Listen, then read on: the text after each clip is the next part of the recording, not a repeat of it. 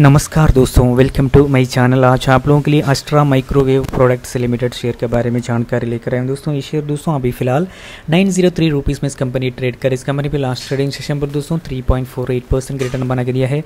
Last 5 days में 2.51% return था, last 1 month में 0.96% रिटर्न था, लास्ट 6 मंथ पर दोस्तों 47% का ग्रोथ दिखाया है। दोस्तों इस कंपनी भी एक फंडामेंटली गुड स्टॉक के आने वाले टाइम में अच्छा खासा प्रॉफिट में इस कंपनी आ सकते हैं। दोस्तों पिछले 5 साल में 1076% का ग्रोथ था।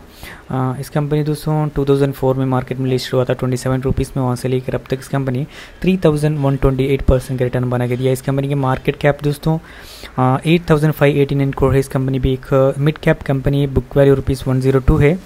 डिविडेंड यील्ड 0.22% है दोस्तों। फेस वैल्यू ₹2 है।